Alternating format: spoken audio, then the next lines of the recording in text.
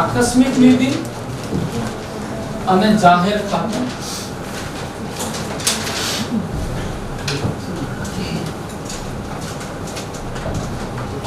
આની જોગવાઈ અનુચ્છેદ 266 માં થઈ છે. આની જોગવાઈ અનુચ્છેદ 267 માં થઈ છે. આની જોગવાઈ અનુચ્છેદ 266 માં.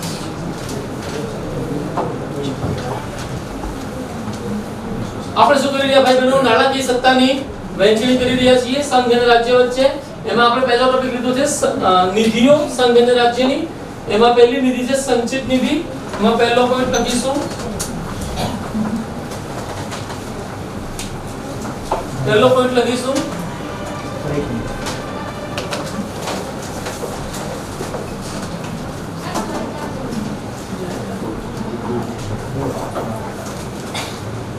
બોલું મારા યુવા, સંઘ અને રાજ્ય બંને સ્તરે લખો.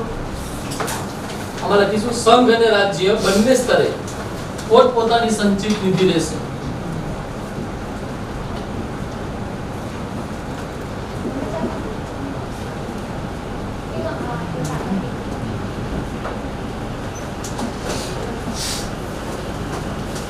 પોતપોતાની સંચિત નિધિ રહેશે. નંબર 2, આ સંચિત નિધિમાં સરકારને પ્રાપ્ત થતી બધી જ આવકો, આ સંચિત નિધિમાં સરકારને પ્રાપ્ત થતી બધી જ આવકો સામેલ કરવામાં આવે છે.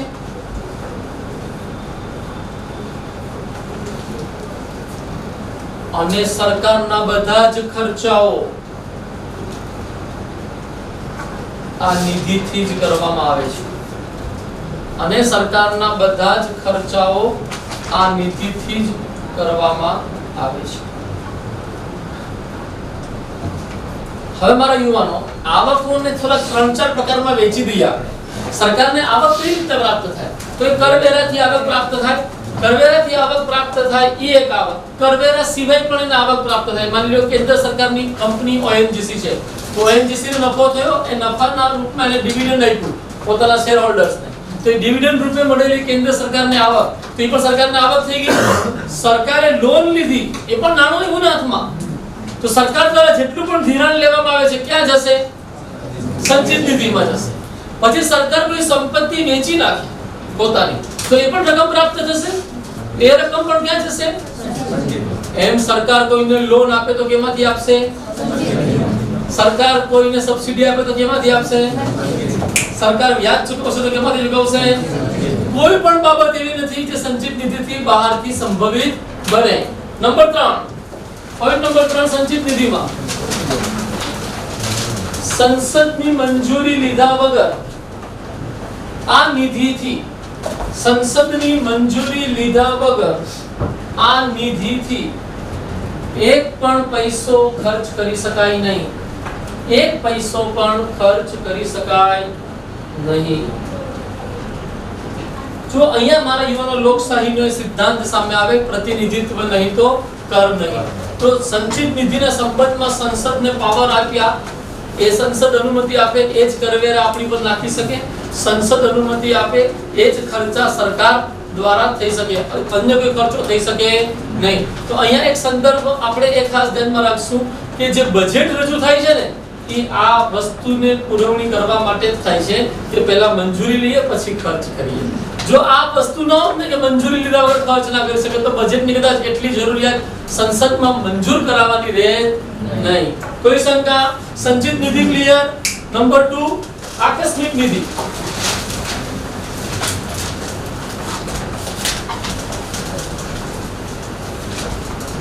લખો, આકસ્મિક પરિસ્થિતિને પહોંચી વળવા માટે,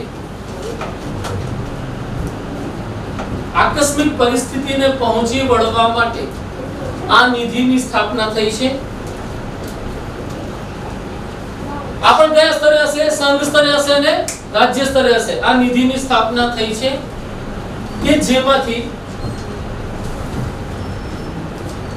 રાષ્ટ્રપતિ અથવા રાજ્યપાલની મંજૂરી હોય, રાષ્ટ્રપતિ અથવા રાજ્યપાલની મંજૂરી હોય તો ધન લઈ શકાય છે. ધન એટલે નાણું. નાણું લઈ શકાય છે। મારા ભાઈઓને એ સિવાય લઈ શકાશે નહીં। અભિગમ ક્લિયર થાય છે? તો આ નાણાં આ નિધિમાં પૈસા આવે ક્યાંથી? પૈસા હશે તો લેશે ને? કેમ કરવામાં બેટા? એના માટે અલગથી નાખવું। એટલે સંચિત નિધિથી જ ફાળવણી આકસ્મિક નિધિમાં થાય। અભિગમ સમજાય છે? સંચિત એટલે બજેટમાં એક જોગવાઈ હોય કે 1500 કરોડ રૂપિયા આકસ્મિક નિધિમાં નાખ્યા, તો ક્યાંથી લઈને? સંચિત નિધિથી લઈને આકસ્મિક નિધિમાં નાખ્યા। આકસ્મિક નિધિમાંથી રાષ્ટ્રપતિએ કેન્દ્ર સ્તરે અને રાજ્યપાલે રાજ્ય સ્તરે જે ખર્ચા કર્યા અને બાકીની રકમ બચી રહી, માની લો 500 કરોડ બચી રહી, 1000 કરોડ ખર્ચાઈ ગયા, તો વર્ષના અંતે એ 500 કરોડ લેપ્સ થઈ જશે, પાછા એ ક્યાં પહોંચી જશે? સંચિત નિધિ। વળી પાછું બીજું વર્ષ આવશે, પાછી 1500 કરોડની જોગવાઈ કરી દેવામાં આવશે। કોઈ શંકા? કોઈ વાંધો? હવે તમે આપણા સંસદનું મટીરીયલ વાંચ્યું હશે, આપણું બંધારણનું, તો એમાં તમને અતિરિક્ત અનુદાન, અનુપૂરક અનુદાન, અપવાદ અનુદાન આ શબ્દ સામે આવ્યા કે ન આવ્યા? આવ્યા ને? એ બધા જ પ્રકારના અનુદાનો છે ને, એ બજેટની બહાર જે વધારાનો ખર્ચો સરકારે કરવો પડ્યો અને એ ખર્ચાની પુરવણી કરવા માટે સંસદની મંજૂરી લેવા માટે છે। ઓકે, તો એ જે અતિરિક્ત અનુદાન છે, તે અતિરિક્ત એટલે વધારાનું, તો એ વધારાનું અનુદાન પણ એ લઈ શકે। તો આવી કોઈ અચાનક પરિસ્થિતિ ઊભી થઈ હોય અને 1500 કરોડની જગ્યાએ 3000 કરોડ વપરાય, સરકાર વાપરી નાખશે, પણ પછી પાછળથી એને મંજૂરી લેવી પડશે। કોઈ શંકા? આગળ વધી શકીએ? ત્રીજું લઈએ, જાહેર ખાતું।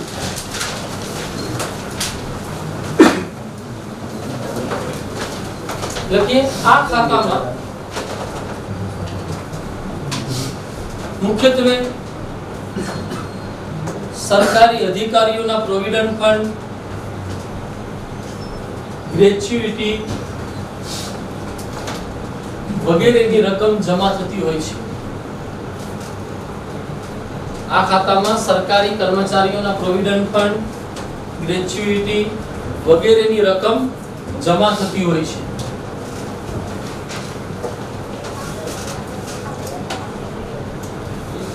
બીજો point, આ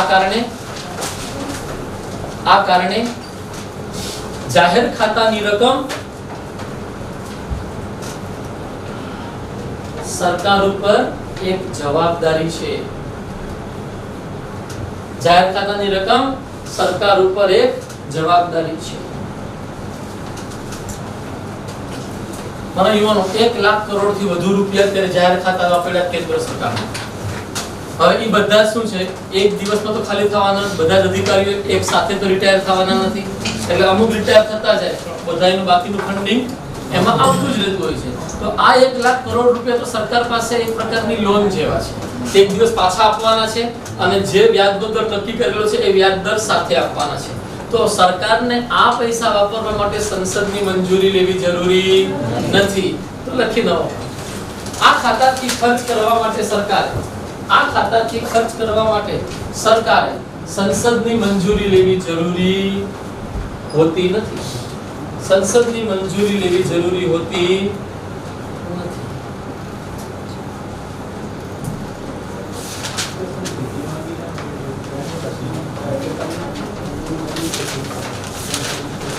આ રાષ્ટ્રપતિ લાગે સર જાહેર ખાતામાં ને આ એટલે ઈ વૈયક્તિક એટલે મંત્રી પરિષદની મંજૂરી, નામ તો આપણે રાષ્ટ્રપતિનું રાખશું, સંસદની નહીં। સંસદની તો આપી દીધી નહીં। મારા યુવાનો આ ભાઈનો પ્રશ્ન છે કે આકસ્મિકતા નિધિથી ખર્ચ કરવા માટે શું સંસદની મંજૂરી જરૂરી છે? તો મારો જવાબ છે સંસદે મંજૂરી આપી દીધી, બાકી આકસ્મિક નિધિમાં પૈસા જાત નહીં। ક્યારે આપી? તો કે બજેટ પસાર કર્યું તો સંચિત નિધિથી આપણે આકસ્મિક નિધિ સાથે ટ્રાન્સફર કર્યા પૈસા, તો એ સંચિત નિધિ એ સંસદની મંજૂરીથી જ કર્યા છે, તો સંસદે મંજૂરી આપેલી જ છે। તો હવે પ્રશ્ન એવો ઊભો થાય કે આકસ્મિક નિધિથી ભંડોળનો ઉપયોગ કરવા માટે સંસદની મંજૂરી જરૂરી નથી, તો આ વિધાન સાચું નહીં માનતા, ખોટું માનજો, જરૂરી છે, લઈ લેવાઈ હોય છે। ભાઈ વાત બરાબર છે ને? એવું થોડી છે કે અહીંયા એને સ્વાયત્તતા મળે છે કે એને પોતાના મનમાં એ સ્વાયત્તતા છે કે આ પૈસા એ અચાનક પરિસ્થિતિમાં વાપરી શકે, પણ એ વાપરી શકે એના માટે પૂર્વ મંજૂરી સંસદની લઈ રાખી છે। કોઈ શંકા? આપણે આગળ વધી શકીએ. નવું હેડિંગ લઈએ. સંઘ અને રાજ્યો વચ્ચે નવું હેડિંગ લઈએ. સંઘ અને રાજ્યો વચ્ચે કરવેરા સંબંધી મહેસૂલોની વહેંચણી. મને એમાં આ હેડિંગ થોડું મોટું છે અને એમાં 5 કોલમ બનશે. 5 કોલમમાં આખી વાત આપણે સમજવાની છે. સંઘ અને રાજ્યો વચ્ચે કરવેરા સંબંધી મહેસૂલોની વહેંચણી 5 આપણે બનાવવા છે કોલમ. 1 2 3 4 and 5.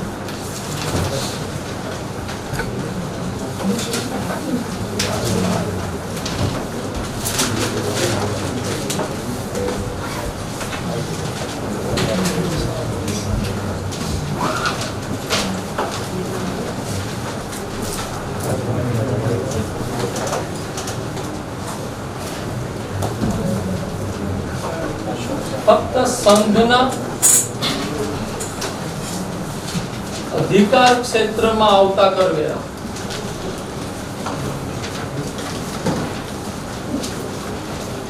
પહેલું આપણું હેડિંગ આ રહેશે. બીજા કોલમમાં આપણે એવા કરવેરા લઈશું જેમાં રાજ્ય આવશે. ફક્ત રાજ્યોના અધિકાર ક્ષેત્રમાં આવતા કરવેરા.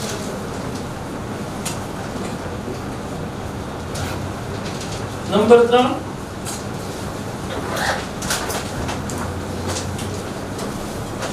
સંઘ દ્વારા નખાતા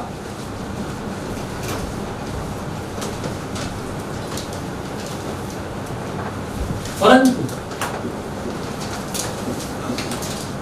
રાજ્યો દ્વારા વસૂલ લેવાતા તેમજ વિનિયોગ કરાતા કરવેરા. વિનિયોગ કરવો એટલે ખર્ચ કરવો. વિનિયોગ કરાતા કરવેરા.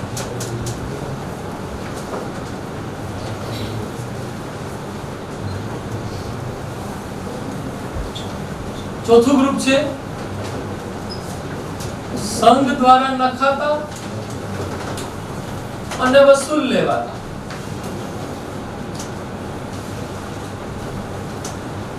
પરંતુ રાજ્યો દ્વારા વિનિયોગ કરાતા કરવેરા.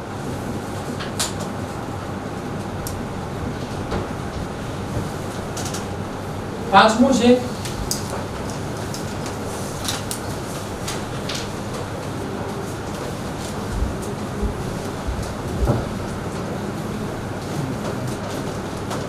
સંઘ દ્વારા નખાતા અને વસૂલ લેવાતા પરંતુ સંઘ અને રાજ્યો વચ્ચે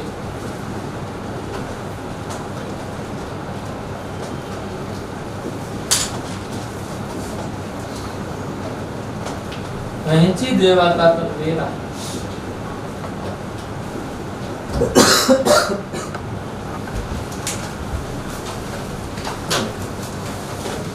ભાઈ બહેનો, 3 આયામો બહુ મહત્વના છે. પહેલો આયામ શું? કરવેરા નાખશે કોણ. બીજો આયામ શું? કરવેરા વસૂલશે કોણ. અને ત્રીજો આયામ એ કરવેરા વસૂલાતથી મળેલી રકમને વાપરશે કોણ. આ 3 આયામો ઉપર સત્તા ડિફાઇન થયેલી છે. તો જ્યારે મેં એમ લખ્યું કે ફક્ત સંઘના અધિકાર ક્ષેત્રમાં આવતા કરવેરા, તો એનો અર્થ થશે સંઘ નાખશે, સંઘ વસૂલશે અને સંઘ જ વાપરશે. સેમ રાજ્યમાં થઈ જશે. બાકી બધામાં મેં ક્લિયર કરેલું છે. અહીંયા જે છે સંઘ અને રાજ્ય વચ્ચે વહેંચી દેવાતા, તો એ વિનિયોગ કરવા માટે વહેંચી દેવામાં આવે છે. અને આને જ મારા યુવાનો આ ગ્રુપમાં જે કરવેરા આવે, આ કરવેરાને ડિવિઝિબલ પૂલ બને છે. ડિવિઝિબલ પૂલ એટલે એ સંઘ સરકારને મળતી એવી આવક કે જે આવક સંઘ અને રાજ્ય વચ્ચે વહેંચી દેવામાં આવશે. કોઈ શંકા? 5 ગ્રુપ સમજાઈ રહ્યા છે? આપણે પહેલા ગ્રુપથી લખવાનું શરૂ કરીએ. ને સ્ટાર્ટ કરીશું. લખાઈ ગયું 5 ગ્રુપ? પહેલું ગ્રુપ લખીશું.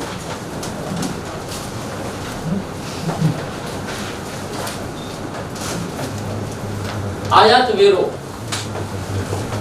આયાત વેરો ઇંગ્લિશ કરશું કસ્ટમ ડ્યુટી.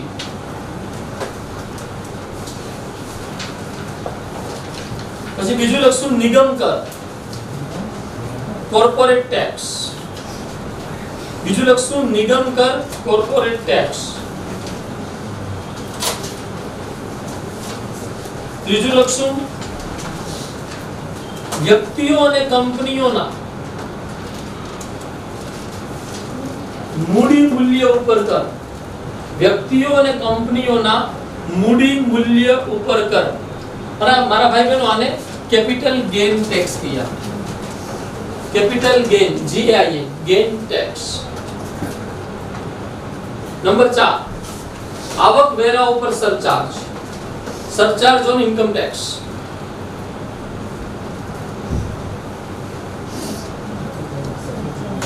नंबर 5 संघ यादीना विषयों ऊपर फी. संघ यादीना विषयों ऊपर फी. બીજું લઈએ ફક્ત રાજ્યના અધિકાર ક્ષેત્રમાં આવતા કરવેરા. એમાં 7-8 કરવેરા બહુ અગત્યના છે, ધ્યાનમાં રાખશું. પહેલું લખશું વેચાણ વેરો, સેલ ટેક્સ. બીજું લખશું જમીન મહેસૂલ, લેન્ડ રેવન્યુ. ત્રીજું લખશું ખેતી ઉપર આવક વેરો.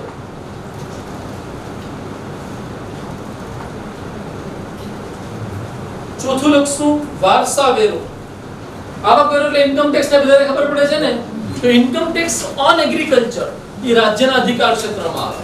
અધર ધેન એગ્રીકલ્ચર કેન્દ્રના અધિકાર ક્ષેત્રમાં આવે. એટલે આપણે કહીએ ને ખેતી ઉપર આવક વેરો છે નહીં, એટલે ખેતીની આવકને તમે આવક વેરા મુક્ત ગણવામાં આવે છે. કારણ કે કોઈ રાજ્ય સરકારે ખેતી પર આવક વેરો લગાડ્યો નથી. આ 3 કરવેરા ક્લિયર થાય છે. બીજો કયું લખ્યું આપણે? વારસા વેરો, એસ્ટેટ ડ્યુટી. જ્યારે વારસો ટ્રાન્સફર થાય માતા પિતાથી બાળકોને, એ સમયે વેરો જે લાગે.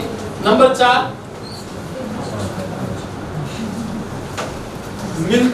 મિલકત વેરો, પ્રોપર્ટી ટેક્સ. મિલકત વેરો, પ્રોપર્ટી ટેક્સ. નંબર 5 વ્યવસાય વેરો, પ્રોફેશનલ ટેક્સ. વ્યવસાય વેરો ઇંગ્લિશ કરશું પ્રોફેશનલ ટેક્સ. કૌંસમાં લખો ને, જે વાર્ષિક 2500 થી વધુ નહીં હોય. આ બંધારણની જોગવાઈ છે, મારી નહીં. જે વાર્ષિક 2500 થી વધુ નહીં હોય. 2500 રૂપિયા અધિકતમ નાખી શકે રાજ્ય સરકાર. બીજા કોઈ કરવેરા ઉપર અધિકતમ લિમિટ નાખેલી નથી. આ એક જગ્યાએ લખેલી છે, આપણે લખી નાખી. નંબર કેટલામાં આવશે? 7 મનોરંજન વેરો, એન્ટરટેનમેન્ટ ટેક્સ કહેવાય એને. મનોરંજન વેરો. નંબર 8 વિલાસી વસ્તુઓ ઉપર કર અને લક્ઝરિયસ ટેક્સ કહે છોકરા. 5 સ્ટાર હોટેલમાં રોકાઓ તો તમને આ લાગે લક્ઝરિયસ ટેક્સ. શું કીધું નામ આપણે? હા, ભોગ વિલાસ વેરો. કેટલા થયા કુલ કરવેરા? 9 લખો. જકાત અથવા ઓક્ટ્રોય. આપણને ખબર છે રાજ્ય સરકારે ગુજરાતમાંથી આ વેરો નાબૂદ કરી દીધો છે. હવે ક્યાંય કોઈ જકાત લાગતી નથી. 2 પોર્શન પૂરા થયા. યાદ રહેશે મારા છોકરાઓ? આમાં આપણે 10 લખ્યા કે 9? 9. ત્રીજું લઈએ.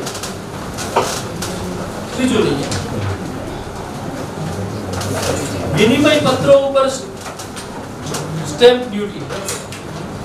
આમાં ત્રીજા કોલમમાં બીજા શું? સંઘ દ્વારા નખાતા પરંતુ રાજ્ય દ્વારા વસૂલ લેવાતા અને વિનિયોગ કરાતા કરવેરા. એમાં પહેલું વિનિમય પત્ર, સિક્યુરિટીઝ કી ઇંગ્લિશમાં ને, વિનિમય પત્રો ઉપર સ્ટેમ્પ ડ્યુટી. નંબર 2 બીજો આવશે ઔષધિ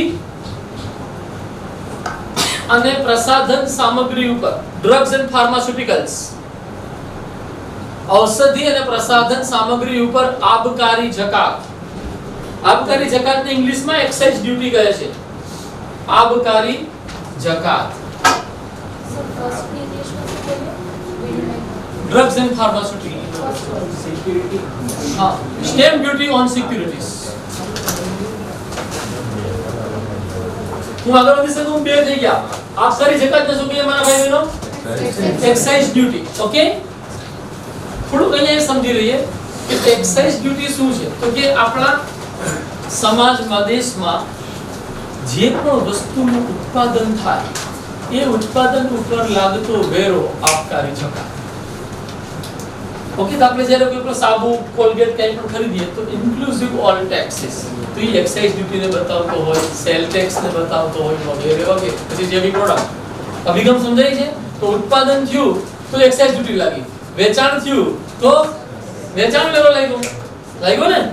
વેચાણ થયું અને એનાથી ઉત્પાદકને અને વેચાણકર્તાને આવક થઈ તો આવક વેરો લાગ્યો. એ ઉત્પાદક કે વેચાણકર્તાએ માલ આયાત કર્યો તો કસ્ટમ ડ્યુટી લાગી. એમ ચારે તરફથી તમને ડ્યુટી ને કરવેરા લાગતા રહે. કાઈ પણ એક્ટિવિટી કરો શ્વાસ લેવા સિવાય.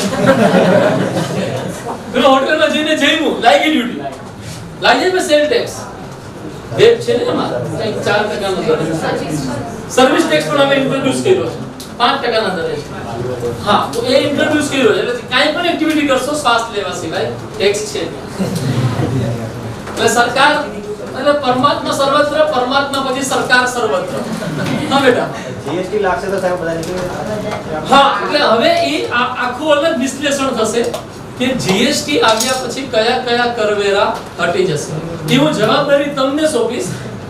સાંપ્રત પ્રવાહના મટીરીયલમાં મેં એક યાદી રજૂ કરી છે, જે યાદીમાં રાજ્ય સરકારના કયા વેરાઓ હવે જીએસટી આવી જશે, કયા વેરાઓના સ્થાને, એ તમને ખબર પડી જશે. એ જેટલા સ્થાન આવી જાય ને અહીંયા એ કરવેરા ઉપર સ્ટાર કરી દેવા. તો સ્ટાર શું બતાવશે કે આ જીએસટી માં આવેલો. ઓકે, અને એક વાત ધ્યાનમાં રાખવાનું, જીએસટી પણ 3 રૂપમાં છે. કે નથી વાંચવામાં હજી આવ્યું. આવી 3 રૂપ: સીજીએસટી, એસજીએસટી અને IGST. Central GST, state GST અને ઇન્ટિગ્રેટેડ જીએસટી. તો એ જે સ્ટેટ જીએસટી છે ને એ આ બધા રાજ્યના અધિકાર ક્ષેત્રમાં આવતા કરવેરા ઉડાડશે. પણ એ કયા કરવેરા ઉડાડશે? પરોક્ષ કરવેરા, પ્રત્યક્ષ નહીં. તો તફાવત શું છે પ્રત્યક્ષ અને પરોક્ષ વચ્ચે? થોડુંક એ ક્લિયર કરી લઈએ. ઇકોનોમિક્સની ભાષામાં એને કરાઘાત અને કરાપાત કહે, બરાબર છે? પણ આપણી ભાષામાં સમજીએ ને, જે કર ચૂકવે અને એ કરની રકમ ભોગવે એ પ્રત્યક્ષ વેરો. જે કર ચૂકવે અને એ કરની રકમ ભોગવે એ પ્રત્યક્ષ વેરો થાય. તો માની લો કે ઇન્કમ ટેક્સ જેની ઉપર લાગે એ ચૂકવે પણ છે અને એ ભોગવે પણ છે, એના ખિસ્સામાંથી પૈસા જાય છે. પરંતુ જે કર ચૂકવે પરંતુ ભોગવે નહીં, ભોગવો તો બીજા ઉપર નાખી દે, પરોક્ષ વેરો. તો આપણે માની લો એરટેલ, વોડાફોન, રિલાયન્સ ને સર્વિસ ટેક્સ પેટે મોબાઈલમાં આપણે ચૂક્યા 15 રૂપિયા સોનું રિચાર્જ કરાવીને, તો એ 15 રૂપિયા ચૂકવશે કોણ? સરકારને, વોડાફોન, એરટેલ કા કોઈ કંપની. પરંતુ હકીકતમાં એ પૈસા ભોગવા જ કોણે? આપણે. તો એ કેવો થઈ જશે? સર્વિસ ટેક્સ કેવો થઈ જશે? પરોક્ષ વેરો. ક્લિયર થાય? હવે જે ચૂકવણી કરવી ને એને કરાઘાત કહેવાય, અને ચૂકવણી કરવી પરંતુ અને પાછું એ કરવેરો ભોગવવો પણ એને કરાપાત કહેવાય. તો કરાઘાત અને કરાપાત બંને થાય તે પ્રત્યક્ષ વેરો. કરાઘાત થાય પરંતુ કરાપાત ટ્રાન્સફર થઈ જાય, એ કેવો વેરો થઈ જશે? પરોક્ષ વેરો. ગણે ઉતરે કન્સેપ્ટ. તો પરોક્ષ વેરાઓના સ્થાને જીએસટી આવ્યું છે. તો કયો પરોક્ષ વેરો જીએસટી આવી ગયા પછી પણ લાગુ રહેશે? Custom duty. કસ્ટમ ડ્યુટી લખ્યું ને તમારા મટીરીયલમાં આ બધું આપ્યું છે. એ હા, એના સ્થાને જીએસટી આવશે, રિપ્લેસ થશે. એ નીકળી ગયા બેટા, એની જગ્યાએ જીએસટી આવશે. આયોજન પંચ નીકળી ગયું, રિપ્લેસ થઈ ગયું નીતિ પંચ. લાઈક ધેટ, એની જેમ જ આપણે આગળ વધી શકીએ. શું હતા આપણે કઈ જગ્યાએ? આ કોલમ પૂરું. ચોથા કોલમમાં આવી જશું. સંઘ દ્વારા નખાતા અને વસૂલ લેતા પરંતુ રાજ્ય દ્વારા વિનિયોગ કરાતા કરવેરા. એમાં પહેલું લેશું રેલવે, સમુદ્ર કે વાયુ માર્ગ દ્વારા. રેલવે, સમુદ્ર કે વાયુ માર્ગ દ્વારા માલ સામાન અને યાત્રિકોના પરિવહન ઉપર કર. માલ સામાન અને યાત્રિકોના પરિવહન ઉપર કર.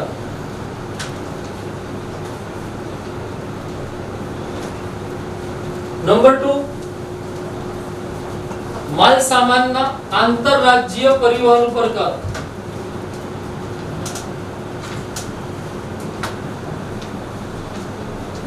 માલ સામાનમાં સામાનના આંતરરાજ્ય પરિવહન ઉપર કર.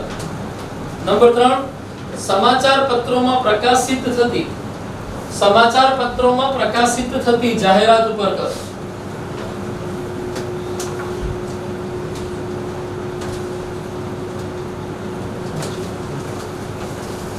આપણે ફક્ત રાજ્યના અધિકાર ક્ષેત્રમાં આવતા કરવેરા, એમાં 9 કરવેરા લખ્યા ને, 10મું લખો ને, સમાચાર પત્રો ને છોડીને જાહેરાત ઉપર કરો. વિચાર સમજાય મારો? સમાચાર પત્રોને છોડીને જાહેરાત ઉપર કરો. સમાચાર પત્રોને જાહેરાત ઉપર કરવેરો કોણ લગાડશે? સંઘ લગાડશે. એ રાજ્ય લગાડી શકે નહીં. કોઈ શંકા? 5મા કોલમમાં આવી જાય. લાસ્ટ કોલમ કે જેમાં સંઘ દ્વારા નખાય છે, વસૂલ લેવાય છે, પરંતુ સંઘ અને રાજ્યો વચ્ચે વહેંચી દેવામાં આવે છે. એમાં પહેલું લઈએ, કૃષિ આવકથી અલગ આવક ઉપર આવકવેરો. કૃષિ આવકથી અલગ આવક ઉપર આવકવેરો.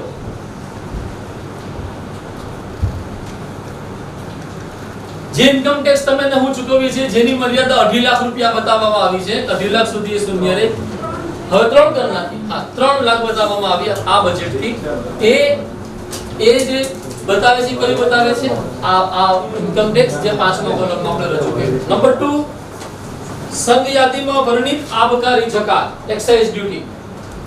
સંઘ યાદીમાં વર્ણિત આબકારી જકાત. નંબર 3, સેવા કર, સર્વિસ ટેક્સ. સેવા કર, સર્વિસ ટેક્સ. હવે મારા યુવાન ભાઈ બહેનો, અહીંયા સુધી નાણાકીય સત્તાની વહેંચણી બધાને સમજાય છે ને? અહીંયા સુધીની સત્તા વહેંચણી સમજ્યા બાદ એક પ્રશ્ન ઊભો થાય કે આ જે વહેંચણી પાત્ર કરવેરા છે, એમાંથી કેટલા ટકા હિસ્સો સંઘનો અને કેટલા ટકા રાજ્યોનો? કઈ બતાવ્યું બંધારણે? શું બતાવ્યું? આ માટે જ બંધારણે નાણાં પંચની સ્થાપનાની જોગવાઈ કરી. નાણાં પંચ બતાવશે, ભલામણ આપશે કે આ વહેંચણી પાત્ર કરવેરામાંથી કેટલો હિસ્સો સંઘનો અને કેટલો હિસ્સો ગળે ઉતરે મારા યુવાન ભાઈ બહેનો. તો એ નાણાં પંચની સ્થાપના આપણે આવતીકાલે નહીં મળીએ, પરમ દિવસે મળશું 4 થી 6 માં, અને આપણે આપણું કાર્ય આગળનું પૂરું કરીશું. આજનું લેક્ચર આ થાકી ગયા? રવિવાર 4 થી 6 વાંધો નહીં. સર સરચાર્જ એટલે ઇકોનોમીમાં સમજશું. કર ઉપર કર લગાડવો, સરચાર્જ હોઈ શકે, સેસ હોઈ શકે, બરાબર? કરવેરા ઉપર કર. ઓકે, બધું સમજાણું મારા છોકરાઓ?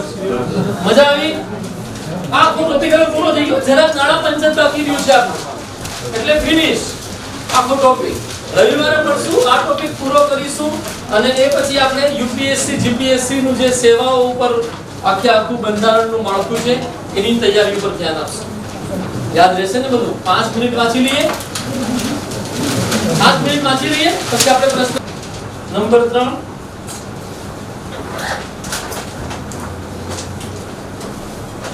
સંઘ દ્વારા નખાતા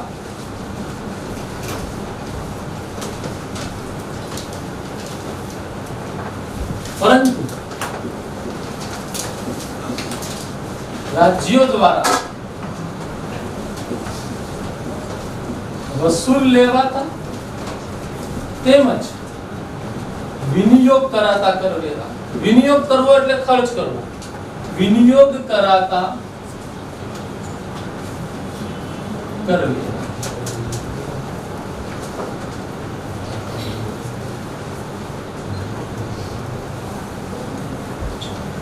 ચોથું ગ્રુપ છે સંઘ દ્વારા નખાતા અને વસૂલ લેવાતા.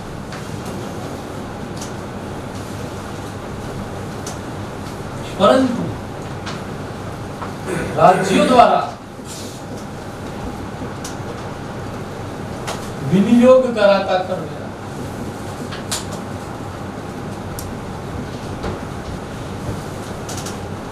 પાંચમું છે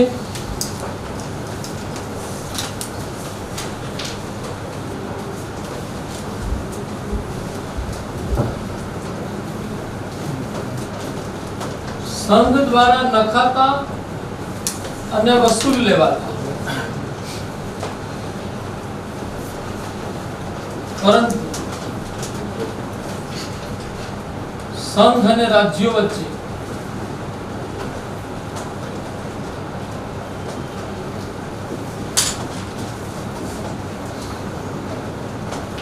વહેંચી દેવાતા કરવેરા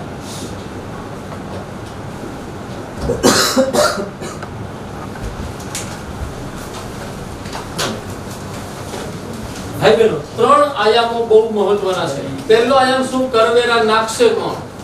બીજો આયામ શું? કરવેરા વસૂલશે કોણ. અને ત્રીજો આયામ એ કરવેરા વસૂલાતથી મળેલી રકમને વાપરશે કોણ. આ ત્રણ આયામો ઉપર સત્તા ડિફાઇન થયેલી છે. તો જ્યારે મેં એમ લખ્યું કે ફક્ત સંઘના અધિકાર ક્ષેત્રમાં આવતા કરવેરા, તો એનો અર્થ થશે સંઘ નાખશે, સંઘ વસૂલશે અને સંઘ જ વાપરશે. સેમ રાજ્યમાં થઈ જશે. બાકી બધામાં મેં ક્લિયર કરેલું છે. અહીંયા જે છે સંઘ અને રાજ્ય વચ્ચે વહેંચી દેવાતા, તે વિનિયોગ કરવા માટે વહેંચી દેવામાં આવે છે. અને આને જ મારા યુવાનો આ ગ્રુપમાં જે કરવેરા આવે, આ કરવેરાને ડિવિઝિબલ પૂલ બને છે. ડિવિઝિબલ પૂલ એટલે એ સંઘ સરકારને મળતી એવી આવક કે જે આવક સંઘ અને રાજ્ય વચ્ચે વહેંચી દેવામાં આવશે. કોઈ શંકા? પાંચે પાંચ ગ્રુપ સમજાઈ રહ્યા છે? આપણે પહેલા ગ્રુપથી લખવાનું શરૂ કરીએ. ને સ્ટાર્ટ કરીશું. લખાઈ ગયું આ પાંચે પાંચ ગ્રુપ? પહેલું ગ્રુપ લખીશું.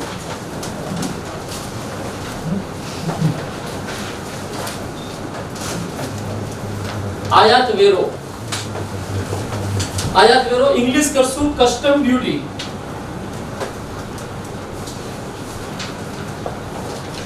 પછી બીજું લખશું નિગમ કર, કોર્પોરેટ ટેક્સ.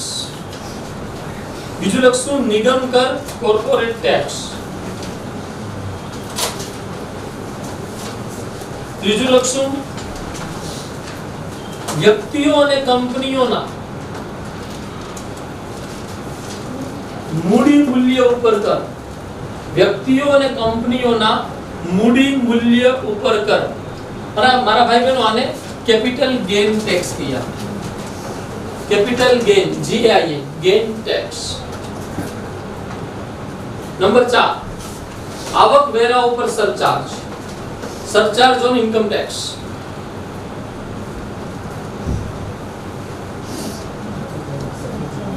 नंबर 5 संघ यादीना विषयों ऊपर फी. संघ यादीना विषयों ऊपर फी.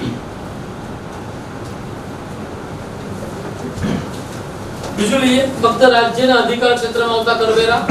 એમાં 7-8 કરવેરા બહુ અગત્યના છે, ધ્યાનમાં રાખશું. પહેલું લખશું વેચાણ વેરો, સેલ ટેક્સ.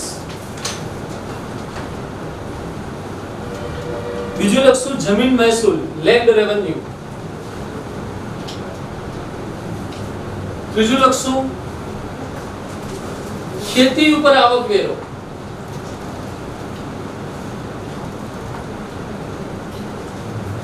ચોથું લખશું વારસા વેરો. આવક વેરો એટલે ઇન્કમ ટેક્સ ને બધાને ખબર પડે છે ને, તો ઇન્કમ ટેક્સ ઓન એગ્રીકલ્ચર એ રાજ્યના અધિકાર ક્ષેત્રમાં આવે. અધર ધેન એગ્રીકલ્ચર કેન્દ્રના અધિકાર ક્ષેત્રમાં આવશે. એટલે આપણે કહીએ ને ખેતી ઉપર આવક વેરો છે નહીં, એટલે ખેતીની આવકને તમે આવક વેરા મુક્ત ગણવામાં આવે છે. કારણ કે કોઈ રાજ્ય સરકારે ખેતી પર આવક વેરો લગાડ્યો નથી. આ ત્રણ કરવેરા ક્લિયર થાય છે. બીજો કયું લખ્યું આપણે? વારસા વેરો, એસ્ટેટ ડ્યુટી. જ્યારે વારસો ટ્રાન્સફર થાય માતા પિતાથી બાળકોને, એ સમયે વેરો જે લાગે. નંબર 4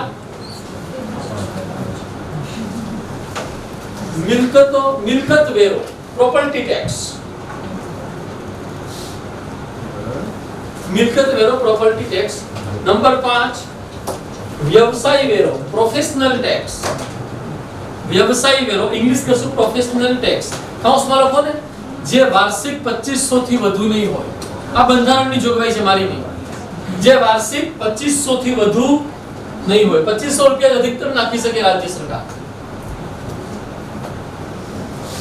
બીજા કોઈ કરવેરા ઉપર અધિકતમ લિમિટ નાખેલી નથી. આ એક જગ્યાએ લખેલી છે, આપણે લખી નાખી. નંબર કેટલામાં આવશે? 7 મનોરંજન વેરો, એન્ટરટેનમેન્ટ ટેક્સ કહેવાય છે. મનોરંજન વેરો.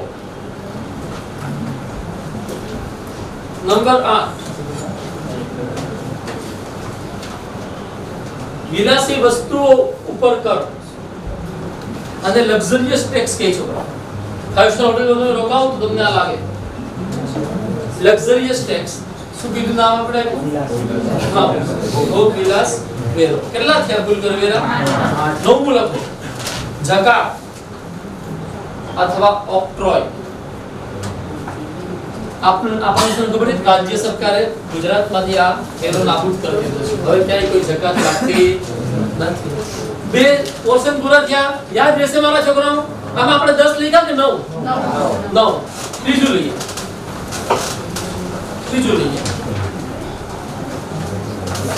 વિનિમય પત્રો ઉપર સ્ટેમ્પ ડ્યુટી.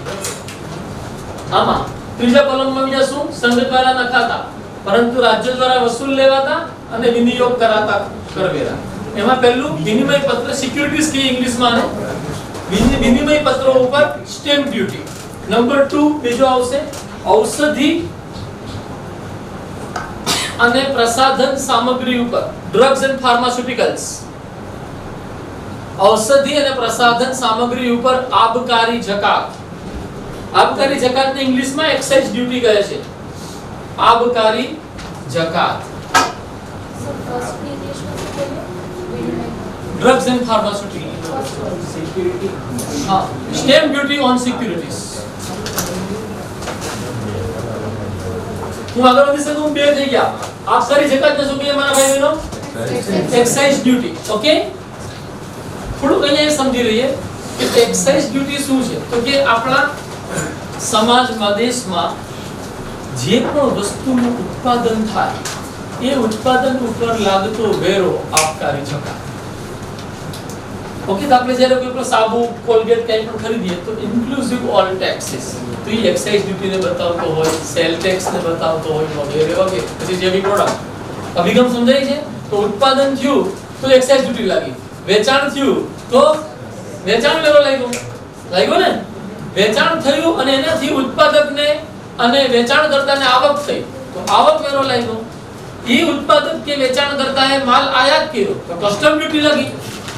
એમ ચારે તરફથી તમને ડ્યુટી ને કરવેરા લાગતા રહે. કાઈ પણ એક્ટિવિટી કરો શ્વાસ લેવા સિવાય. પેલો હોટેલમાં જઈને જઈમું લાગી ડ્યુટી, લાગી મે સેલ ટેક્સ વેટ છે ને એમાં કંઈક 4% નો દર. સર્વિસ ટેક્સ પણ અમે ઇન્ટ્રોડ્યુસ કર્યો છે 5% ના દરે. હા, તો એ ઇન્ટ્રોડ્યુસ કર્યો છે એટલે કાઈ પણ એક્ટિવિટી કરશો શ્વાસ લેવા સિવાય ટેક્સ છે. એટલે સરકાર એટલે પરમાત્મા સર્વત્ર, પરમાત્મા પછી સરકાર સર્વત્ર. હા બેટા, જીએસટી લાગશે તો સાહેબ બધા નીકળી. હા, એટલે હવે એ આખું અલગ વિશ્લેષણ થશે કે જીએસટી આવ્યા પછી કયા કયા કરવેરા હટી જશે. એ હું જવાબદારી તમને સોંપીશ.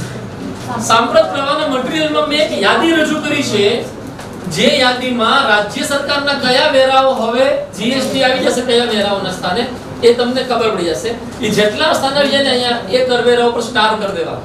તો સ્ટાર શું બતાવશે કે આ જીએસટી માં આવેલો.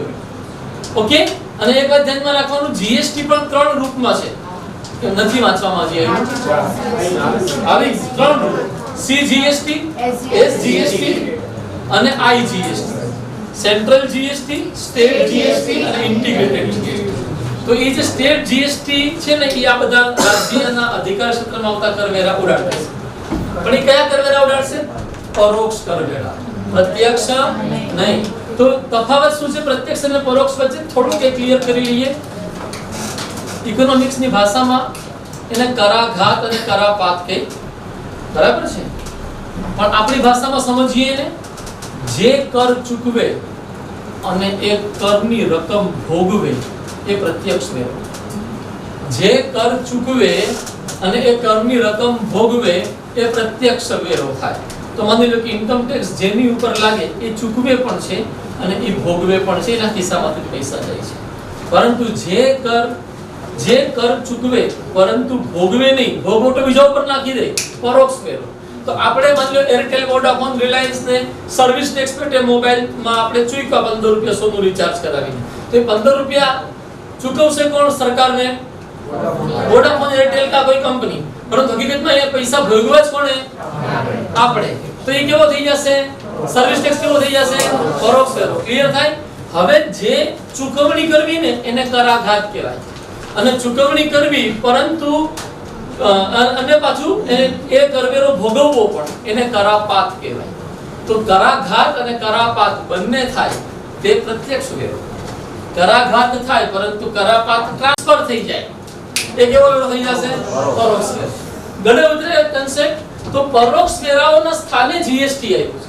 તો કયો પરોક્ષ વેરો જીએસટી આવી ગયા પછી પણ લાગુ રહેશે? Custom duty. કસ્ટમ ડ્યુટી ને લખ્યું ને તમારા મટીરીયલ માં આ બધું આપ્યું છે.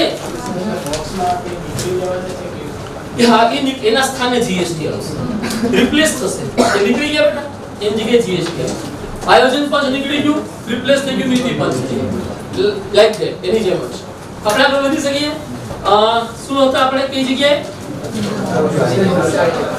આ કોલમ પૂરું. ચોથા કોલમમાં આવી જશું. સંઘ દ્વારા નખાતા અને વસૂલ લેવાતા પરંતુ રાજ્ય દ્વારા વિનિયોગ કરાતા કરવેરા. એમાં પહેલું લેશું રેલવે, સમુદ્ર કે વાયુ માર્ગ દ્વારા. રેલવે, સમુદ્ર કે વાયુ માર્ગ દ્વારા માલ સામાન અને યાત્રિકોના પરિવહન ઉપર કર. માલ સામાન અને યાત્રિકોના પરિવહન ઉપર કર.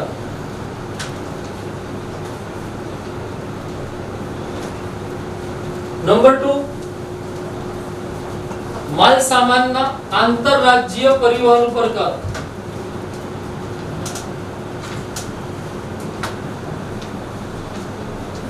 માલ સામાનના આંતરરાજ્ય પરિવહન ઉપર કર. નંબર 3 સમાચાર પત્રોમાં પ્રકાશિત થતી જાહેરાત ઉપર કર.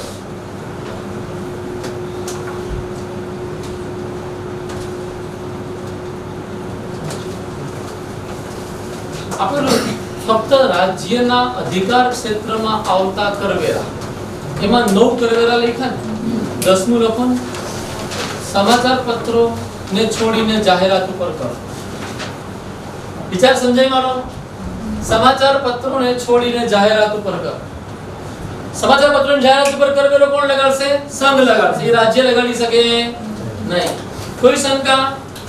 5મા કોલમમાં આવી જાય. લાસ્ટ કોલમ કે જેમાં સંઘ દ્વારા નખાય છે, વસૂલ લેવાય છે પરંતુ સંઘ અને રાજ્યો વચ્ચે વહેંચી દેવામાં આવે છે. એમાં પહેલું લઈએ કૃષિ આવકથી અલગ આવક ઉપર આવક વેરો. કૃષિ આવકથી અલગ આવક ઉપર આવક વેરો.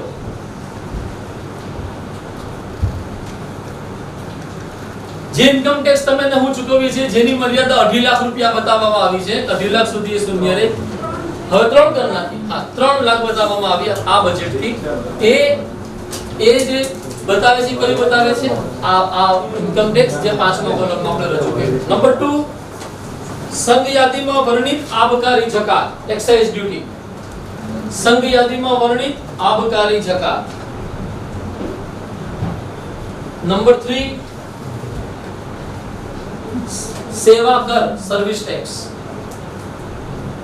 સેવા કર, સર્વિસ ટેક્સ. હવે મારા યુવાન ભાઈ બહેનો, અહીંયા સુધી નાણાકીય સત્તાની વહેંચણી બધાને સમજાય છે ને? અહીંયા સુધીની સત્તા વહેંચણી સમજ્યા બાદ એક પ્રશ્ન ઊભો થાય કે આ જે વહેંચણી પાત્ર કરવેરા છે એમાંથી કેટલા ટકા હિસ્સો સંઘનો અને કેટલા ટકા રાજ્યોનો?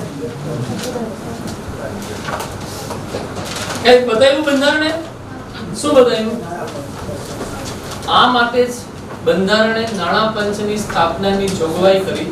નાણાં પંચ બતાવશે, ભલામણ આપશે કે આ વહેંચણી પાત્ર કરવેરામાંથી કેટલો હિસ્સો સંઘનો અને કેટલો હિસ્સો ગળે ઉતરે મારા યુવાન ભાઈ બહેનો.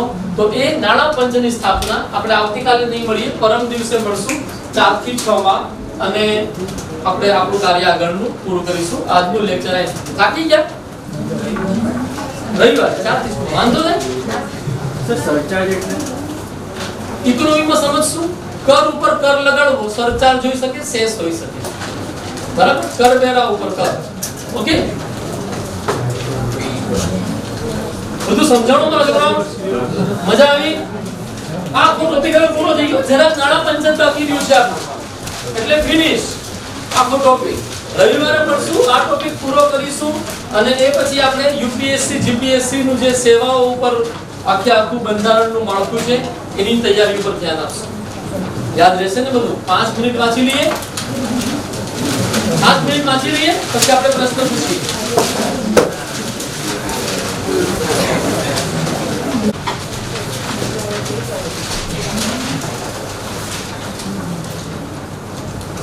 કઈ 5 સ્થિતિઓમાં રાજ્ય યાદીના વિષયો ઉપર સંઘની સંસદ કાયદા ઘડી શકે? 5 પોઈન્ટ હેડિંગ લખો.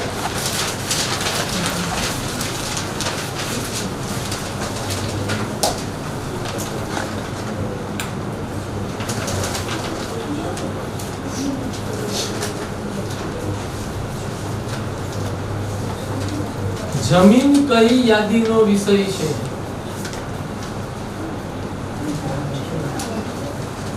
સામાજિક આર્થિક આયોજન કઈ યાદીનો વિષય છે? કયો અનુચ્છેદ રાજ્ય ક્ષેત્રાતીત વિધાન ઘડવાની સત્તા સંસદને આપે છે? કયા અનુચ્છેદથી શેષ સત્તાઓ સંઘમાં સમાયેલી છે?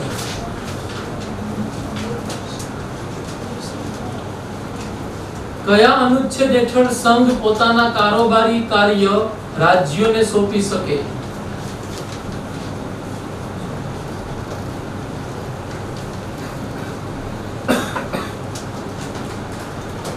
સંયુક્ત યાદીના વિષયો ઉપર કારોબારી સત્તા સામાન્ય રીતે કોને મળેલી છે?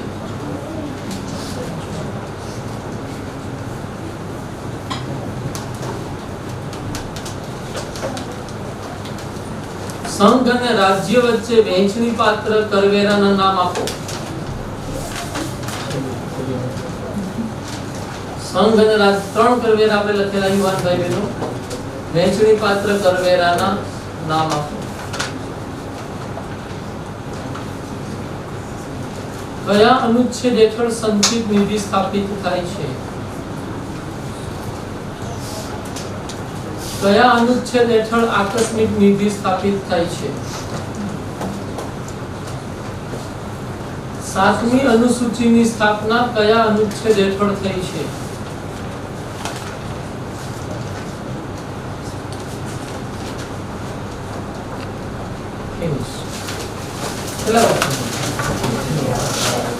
કેટલા 11 કોના સાચા હોય એવું? 8 થી વધુ સાચા કોના? 8 થી વધુ સાચા. મળીએ ભાઈ, પેલો પરમ દિવસે મળવાનું.